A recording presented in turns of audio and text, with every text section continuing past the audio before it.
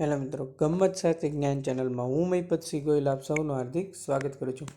તો આજે મિત્રો આપણે જોઈશું મોક ટેસ્ટ નંબર 6 બરાબર છે, પ્રોબેશન ઓફિસરની ભરતી માટે.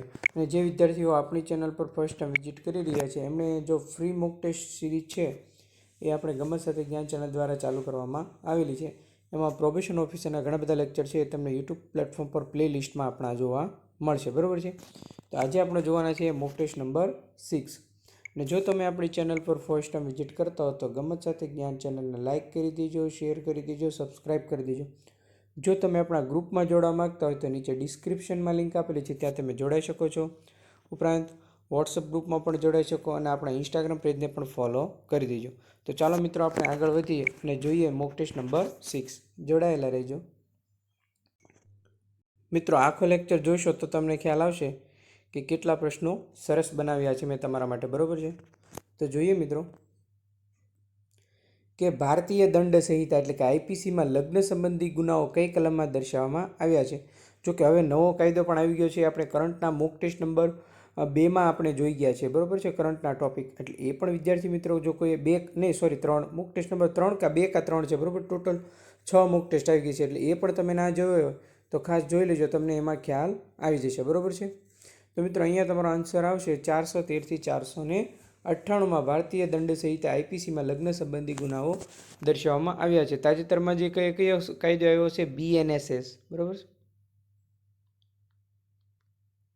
એટલે કે ભારતીય ન્યાય બરાબર છે, BNSS. એ પણ તમે જોજો, ભારતીય ન્યાય સંહિતા.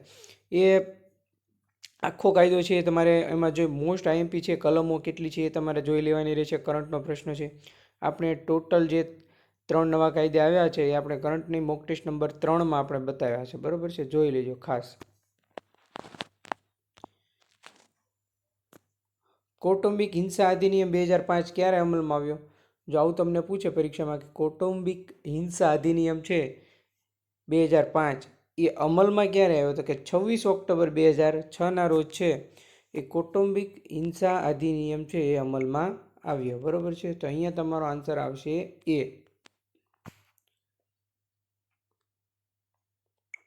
ત્યારબાદ નેક્સ્ટ આગળ વધીએ. ત્રીજો પ્રશ્ન, મદ્યપાન એ કેવી સમસ્યા છે બરાબર છે. બધાને ખબર છે મદ્યપાન એ શું કહેવાય બરાબર છે.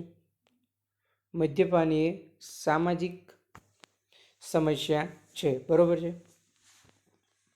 અને બધા વિદ્યાર્થીઓએ ખાસ કોમેન્ટ કરવાની છે કે જેટલા પણ વિદ્યાર્થીઓ છે એ લેક્ચરની રાહ જોતા હોય ને ખરેખર રોજ લેક્ચર આવે એવું ઈચ્છતા હોય એ મને કોમેન્ટ કરજો બરાબર છે. એટલે આપણે કેટલા વિદ્યાર્થીઓનો પ્રતિભાવ આવે છે આપણે એ જોઈએ કે મારા લેક્ચરની કેટલા વિદ્યાર્થીઓ રાહ જોતા હોય, રોજ લેક્ચર આવે એવા હું પૂરતો પ્રયત્ન કરીશ. પણ ખાસ બધા કોમેન્ટ જરૂર કરજો બરાબર, તો આપણને ખ્યાલ આવે એ પ્રમાણે આપણે આયોજન કરશું આગળનું. પણ આપણે ટોટલ 50 મોક ટેસ્ટ લાવવાના છીએ બરાબર, 50 દિવસ 50 મોક ટેસ્ટ. મદ્યપાન વર્તનમાં વિઘટનની પરિસ્થિતિ સૂચવે છે. આ વિધાન કોનું છે? તો કે માર્ક કેલરે એવું કીધું કે મદ્યપાન છે વર્તનમાં વિઘટનની પરિસ્થિતિ સૂચવે છે. આપણે જોઈએ ઘણીવાર સમાજમાં આવા દાખલા જોવા મળતા હોય છે કે મદ્યપાન કરીએ એનું વર્તન કેવું થઈ જાય છે બરાબર છે. કોઈ દારૂ પીને આવ્યો હોય તો એનું વર્તન છે એ વિચિત્ર થઈ જાય છે, એને પોતાના શરીરનું પણ સંતુલન રહેતું નથી બરાબર છે. તો મદ્યપાન છે એના લીધે વર્તનમાં વિઘટનની પરિસ્થિતિ સૂચવે છે એવું કોણે કીધું? કે માર્ક કેલરે છે એ એવું કીધું છે. વ્યક્તિગત વિઘટન એ મદ્યપાનની કેવી અસર છે? તો કે વ્યક્તિગત વિઘટન એ મદ્યપાનની સામાજિક અસર છે. એનાથી સમાજમાં કોઈ ખરાબ અસર ઊભી થાય છે બરાબર છે. સામાજિક કહેવાય ને, આમ સમાજમાં કોઈ વ્યક્તિ હોય એ મદ્યપાન કરતો હોય તો એનું કેટલું સામાજિક દરજ્જો હોય, એનું સમાજમાં સ્થાન કેટલું હોય, એની જે આમ કહેવાય ને આબરૂ સમાજમાં રહેતી નથી, દરજ્જો એનો કેવો નીચો થઈ જાય છે. વ્યક્તિની જોવાની દ્રષ્ટિ પણ છે એ ફરી જાય છે એમ કહેવા માગે છે. ક્યાં સમાજ સુધારકે સતી પ્રથા નાબૂદી માટે વિશેષ પ્રયત્નો કર્યા હતા? તો અહીંયા મિત્રો આવશે તમારો આન્સર રાજા રામમોહન રાય. પણ જો અહીંયા વિલિયમ બેન્ટિંગ ક્યારે આવશે? સતી પ્રથા નાબૂદી કાયદો કે ને તો વિલિયમ બેન્ટિંગ આવશે. પણ એણે શું કીધું છે? નાબૂદી માટે વિશેષ પ્રયત્ન કોણે કર્યા છે બરાબર છે, પ્રયત્ન કોણે કર્યા છે? તો શું આવશે? રાજા રામમોહન રાય. દીકરી રક્ષકનો કાયદો કોના પ્રયત્નથી અમલમાં આવ્યો? તો રા બ બેચરદાસ લશ્કરી બરાબર છે. રા બ બેચરદાસ લશ્કરી છે એમના પ્રયત્નથી દીકરી રક્ષકનો કાયદો છે, એટલે કે દીકરીઓનું રક્ષણ કરવાનો આ કાયદો અમલમાં આવ્યો. રા બ બેચરદાસ લશ્કરી.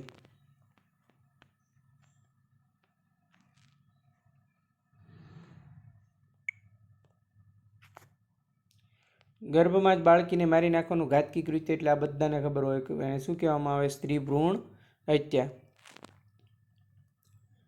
9મો પ્રશ્ન આ પૂછાય છે કે પીએનડીટી એક્ટ શું છે? બરોબર છે. તો કે ગર્ભજાતિ પરીક્ષણ અધિનિયમ પીએનડીટી એટલે ગર્ભજાતિ પરીક્ષણ કરવામાં આવે. જો છોકરી હોય તો એમને મારી નાખવામાં આવે છે. બરોબર છે. સ્ત્રી ભ્રૂણ હત્યા કરવામાં આવે છે. હવે એના રોકવા માટે પીએનડીટી એક્ટ છે એ અમલમાં આવેલ છે, એટલે કે ગર્ભજાતિ પરીક્ષણ અધિનિયમ. બરોબર છે.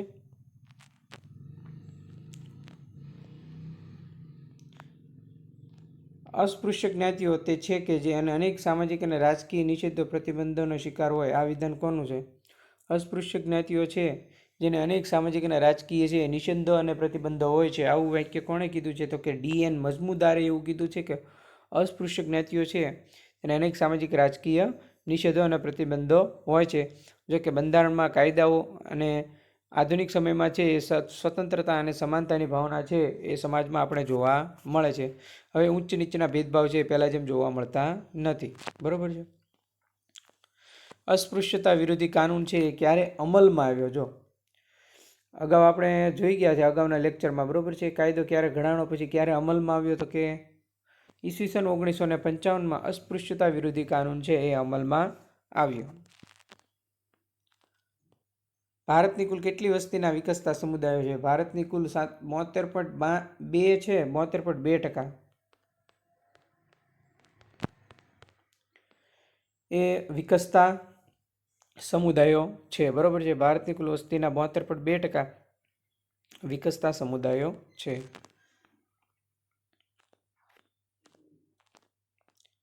13મો પ્રશ્ન અનુસૂચિત જનજાતિના સમુદાયો માટે તેમના સર્વાંગી વિકાસના કેટલા પ્રકારના અનામતનો લાભ આપવામાં આવે છે? અનુસૂચિત જનજાતિના સમુદાયો માટે તેના સર્વાંગી વિકાસના કેટલા પ્રકાર? તો કે 2% છે એ અનુસૂચિત જનજાતિના જે સમુદાયો છે એમના વિકાસ માટે એમને અનામતનો લાભ છે એ આપવામાં આવે છે. કેટલા? 2%. કઈ સાલના સર્વે મુજબ ભારતના તેમના વસવાટ ક્ષેત્રના રાજ્યના મોટાભાગના આદિવાસીઓ દેવદાર જણાયા હતા? તો કે 1961માં છે એ સર્વે કરવામાં આવ્યો. એમાં ભારતના વસવાટ ક્ષેત્રના મોટાભાગના આદિવાસીઓ છે એ દેવાદાર હતા. બરોબર છે. જેમની માટે દેવું ચડી ગયું હતું એમ દેવદાર જણાયા હતા. ક્યારે? તો કે 1961ના સર્વેમાં.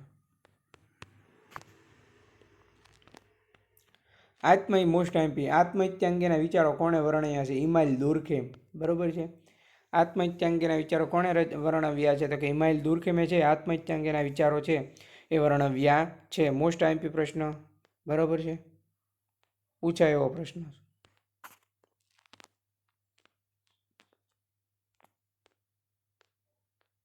Just 1 minute.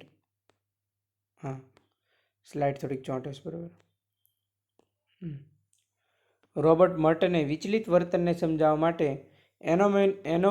એનો મીમોનો સિદ્ધાંત કઈ સાલમાં આપ્યો? જોવો છો 1938માં. વિચલિત વર્તનનો સિદ્ધાંત કોણે આપ્યો?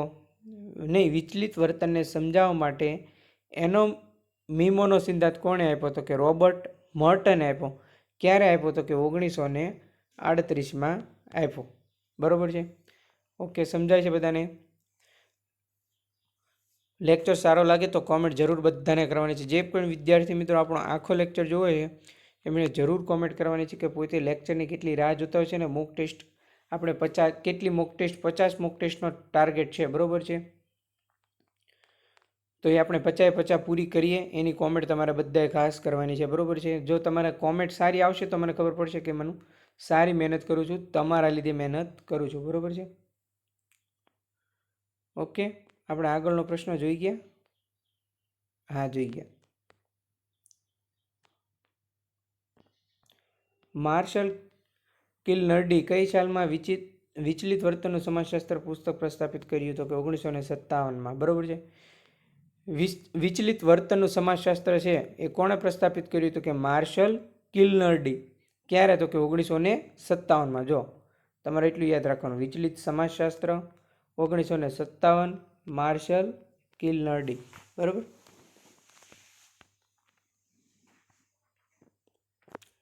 નામ નિર્દેશ અભિગમ અમેરિકામાં કઈ સાલમાં વિકસિત થયો છે? 1959માં નામ નિર્દેશ અભિગમ છે તે અમેરિકામાં વિકસિત થયો. સોશિયલ પેથોલોજી પુસ્તકના કોણે લખ્યું છે? તો કે અશ્વિન લેમર્ટે. સોશિયલ પેથોલોજી નામનું પુસ્તક છે તે એસ્વિન લેમર્ટે, એસ્વિનની બરાબર, એસ્વિન લેમર્ટે છે એ સોશિયલ પેથોલોજી નામનું પુસ્તક છે એ લખ્યું છે. ભારતમાં સમાજશાસ્ત્રનો ઉદ્ભવ ક્યારે થયો? ઈસવીસન 1919માં છે એ ભારતમાં સમાજશાસ્ત્રનો ઉદ્ભવ થયો છે. સમાજશાસ્ત્રનો ઉદ્ભવ ભારતમાં 1919માં થયો છે. બરોબર છે. કઈ ભારતમાં સમાજશાસ્ત્રનો અભ્યાસ કઈ વિશ્વવિદ્યાલયમાં આપણે ભણી ગયા? બરોબર. ભારતમાં સમાજશાસ્ત્રનો અભ્યાસ કઈ વિશ્વવિદ્યાલયમાં સૌપ્રથમ શરૂ થયો? આ તમારે કોમેન્ટ કરવાની છે. જે પહેલાથી લેક્ચર જોવો છે ને એમને ખબર હશે. કઈ વિશ્વવિદ્યાલયમાંના કોના અધ્યક્ષ સ્થાને? જો આ બે પ્રશ્ન આવડશે ને તો હું સમજીશ કે એ વિદ્યાર્થી મહેનત કરે છે અને પ્રોબેશન ઓફિસર બનવાને 100% લાયક છે. બરાબર. કે ભારતમાં સૌપ્રથમ સમાજશાસ્ત્રનો અભ્યાસ કઈ વિશ્વવિદ્યાલયમાં શરૂ થયો એ તમારે કોમેન્ટ કરવાની છે, અને કોના અધ્યક્ષપણે શરૂ થયો એ પણ તમારે કોમેન્ટ કરવાની છે. બરાબર છે. જે આનો આન્સર આવશે એટલે મને ખબર પડી જાય છે કે આ વિદ્યાર્થી છે એ આખો લેક્ચર જોવે છે, એ જોવા ખાતર જોતો નથી. બરાબર.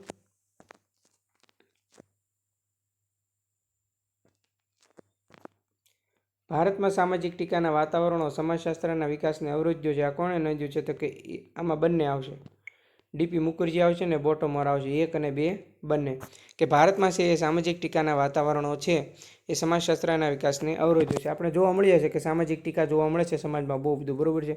એ સમાજશાસ્ત્ર છે એના વિકાસને અવરોધે છે. આવું છે એ ડીપી મુખર્જી અને બોટોમર બંનેએ કીધું છે.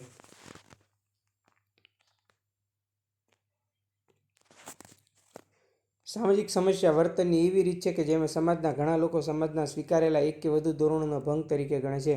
આ વ્યાખ્યા કોણે આપી? તો કે નિસ્બેત નામના છે એમણે આપી છે કે સામાજિક સમસ્યા વર્તનની એવી રીત છે કે જે સમાજના ઘણા લોકો સમાજના સ્વીકારેલા એક કે વધુ ધોરણોના ભંગ તરીકે ગણે છે. બરાબર છે. સામાજિક સમસ્યા છે એ સામાજિક ધોરણોનો ભંગ જ છે એવું કહેવા માંગે છે નિસ્બેત. બરાબર. 23મો પ્રશ્ન. ગુજરાતમાં 1000 પુરુષ સ્ત્રીઓની સંખ્યા કેટલી છે? તો કે 920 છે. ગુજરાતમાં 1000 પુરુષ સ્ત્રીઓની સંખ્યા છે. બરોબર છે. ખાસ યાદ રાખજો, આ પૂછાઈ શકે છે પરીક્ષામાં.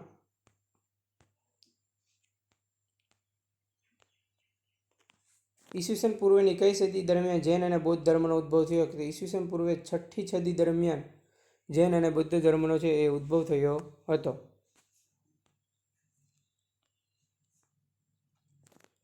2011ની વસ્તી ગણતરી મુજબ ગુજરાતમાં આદિવાસીઓની વસ્તી કેટલી હતી? તો કે 14.75 છે.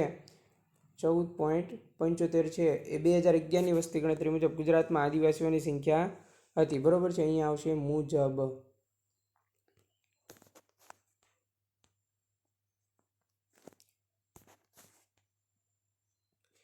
બે 2011ની વસ્તી ગણતરી મુજબ હિન્દુ ધર્મની કેટલા ટકા વસ્તી હતી? 79.8%. સૌથી વધારે કહેવાય. બરોબર. ઓકે, ખાસ યાદ રાખજો. આ બધા મોસ્ટ આઈએમપી છે. 2011ની વસ્તી ગણતરી મુજબ હિન્દુ ધર્મની કેટલા ટકા વસ્તી છે? તો 79.8% છે એ હિન્દુ ધર્મની વસ્તી હતી. ઉપરાંત જો તમને આદિવાસીની વસ્તી પૂછે તો તમારે ખાસ યાદ રાખવાનું છે 14.75. ભૂલાય નહીં. બરોબર. અને જો પારસીઓની વસ્તી કેટલા ટકા હતી, જો આવું તમને પરીક્ષામાં પૂછે તો શું આવશે? 0.06% છે એ પારસીઓની વસ્તી હતી. બરોબર છે.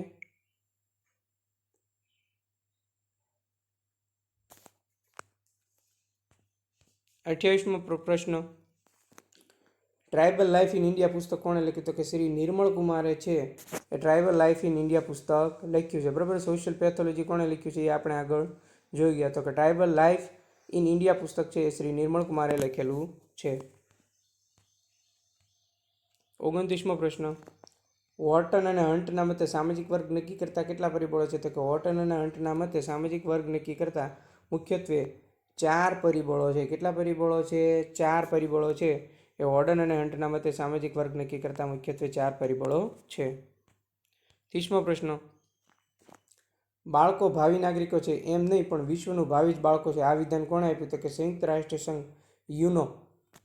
યુનોનું તમારે પૂરું નામ કોમેન્ટ કરવાનું રહેશે. બરાબર. જો તમે ઘણા ટાઈમથી તૈયારી કરતા હો તો તમને આવું આવડવું જોઈએ. બરાબર છે. બાળકો એ ભાવિ નાગરિકો છે એમ નહીં પણ વિશ્વનું ભાવિ જ બાળકો છે આવું સંયુક્ત રાષ્ટ્ર સંઘ યુનોએ કહ્યું છે. બરાબર છે. તો મિત્રો આ જોઈએ આપણે BSWના ટોટલ 30 પ્રશ્નો. બરાબર છે. આવા તો ઘણા પ્રશ્નો છે આપણી પાસે છે એ આપણે લેક્ચર થકી લાવવાના છે. બરાબર છે. જોડાયેલા રહેજો, હજી એક વિસ્તૃત માહિતી તમને આપવાની છે. વિદ્યાર્થી મિત્રો, આ જે છે ફ્રી મોક ટેસ્ટ સિરીઝ, બરાબર છે, એની PDF છે એ તમને બધાને લાસ્ટમાં આપવાની છે. બરાબર છે. એક સાથે. બરાબર છે. એક સાથે બધા વિદ્યાર્થીઓને મળી જશે એવા હું પૂરતા પ્રયત્નો કરીશ. બરાબર છે. એટલે PDF ક્યારે મળશે સર એવી કોમેન્ટ નહીં કરતા, હું તમને આપી દઈશ. બરાબર છે. બધા વિદ્યાર્થીઓને. પણ જે વિદ્યાર્થી મિત્રો લેક્ચર જોવે છે ને રેગ્યુલર, એમને જ આ PDF આપવામાં આવશે. બરાબર છે. તો મિત્રો આજનો આ લેક્ચર આપણો અહીંયા રાખીએ છીએ. મળીએ હવે મોક ટેસ્ટ નંબર 7માં. તો લેક્ચર કેવો લાગ્યો? જો સારો લાગ્યો હોય તો લાઇક, શેર અને સબસ્ક્રાઈબ કરવાનું ભૂલતા નહીં. ગમત સાથે જ્ઞાન ચેનલને. બરાબર છે. આપણા ગ્રુપમાં પણ જોડાઈ જજો અને ઇન્સ્ટાગ્રામ પેજને પણ ઘણા વિદ્યાર્થીઓ હજી ફોલો નથી કર્યું તો એ પણ તમે ફોલો કરી દેજો મિત્રો. અને જે કોઈ પણ વિદ્યાર્થી મિત્રો એ છે એ 6 મોક ટેસ્ટ ટોટલ આપણે થઈ જશે. બરાબર છે. આપણે 50 સુધી પહોંચવાનો ટાર્ગેટ છે. તો તમને સપોર્ટ મને પૂરેપૂરો આપજો જેથી આપણે આ ટાર્ગેટ પૂરો કરીએ. બરાબર છે.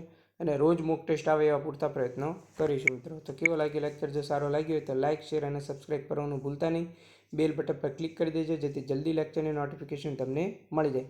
થેન્ક યુ મિત્રો. આભાર. મળીએ નેક્સ્ટ લેક્ચરમાં.